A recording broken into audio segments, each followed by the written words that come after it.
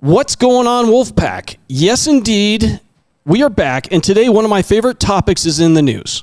Fake meat, or should we say fake meat fraud. Indeed, today, Bloomberg reported that Impossible Foods is planning to lay off another 20% of its workforce. Impossible Foods. This is the maker of Impossible Burger and Impossible other stuff, fake meat. And this is on the back, if you recall, a 6% reduction back in October of last year.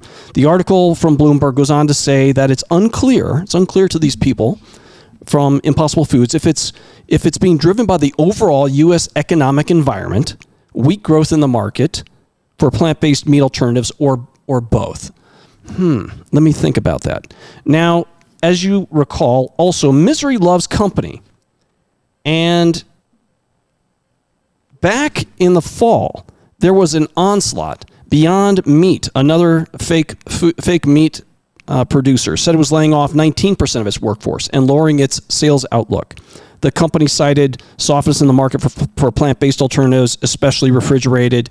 And then, of course, there was Planterra, the meat processor from JBS's version of plant-based, and they abruptly ceased operations in October as well. And then finally, Maple Leaf Foods, the Canadian meat processor. They own Light Life, and they own Field Roast plant-based brands. And last fall, they said it was reallocating resources. This is what their CEO said. Their CEO said, "We used to believe in a transformational category outcome. This did not materialize, and we no longer believe it will." All right. So there you go. So the question is, why is the fake meat movement dying? Why? The answer is simple. People don't want it.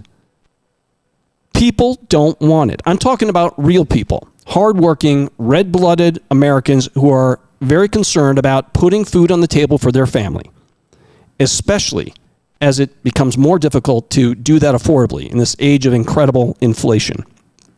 Now, I don't have anything against vegetarians or vegans. In fact, I work with many and I'm friends with many, and they choose a lifestyle of vegetarian or vegan.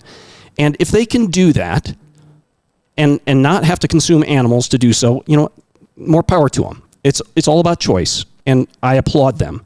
Now, Nutrient Survival, as you recall, is vegetarian. So again, I'm not making any judgments on meat eaters or not meat eaters. But the people I have it against are the elites. The elites that think that it is their prerogative to impose their will on the rest of us just because they've got their billions, they've got their mansions, they've got their large swimming pools, they show up in movies, they tell us what to wear, they tell us what to listen to, they tell us what to do, they tell us what to say, they tell us what to buy. In my opinion, that is tyranny of the mind. And it will not stand. It never does. It never stands. I mean, look at them. The smug look on their face. The likes of Leonardo, I am the king of the world, DiCaprio, Kim Kardashian, Jay-Z, the like. They want us to believe that fake meat was going to save the world. After all, we know that cows are the problem.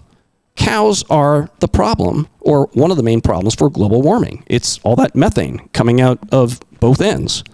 And if we just got rid of the cows, the polar ice caps would stop melting, and we would all be saved. Well, it turns out that people are more concerned with surviving than with what the jet setters have to say. And never mind, have invested in. In fact, Impossible Foods has over $1.9 billion that has been invested in by the likes of folks like Bill Gates.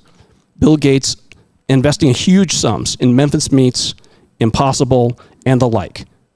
And not to mention, he's also bought up tons of American farmland because, if we're not going to buy the fake meat, then maybe he can stop meat production all by himself. Well, good luck with that, Bill. Now, I am not as smart as Bill Gates. I'm not pretending that I'm as smart as Bill Gates. I wish I had half of his intelligence. But I knew this thing was not going to last. In the early days of COVID, when I went into the grocery store, maskless, mind you, I went into the grocery store, and I saw this on our meat shelves. And even during a global pandemic, people were not buying into the fake meat fraud because this is what was left. Again, this is what was left. So now that the fake meat fraud is up, what do we do? And I say this, what else do we do? Have a burger and some nutrient survival. That's all I got for you today. Keep on fighting the good fight and keep on prepping.